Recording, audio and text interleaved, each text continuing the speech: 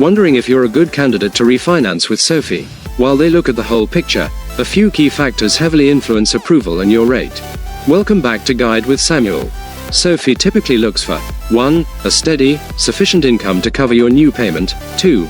A solid credit history, generally a score in the high 600s or above. 3. A degree from a qualified institution. And 4. A low debt-to-income ratio. They also consider your career trajectory and overall financial profile, not just a number.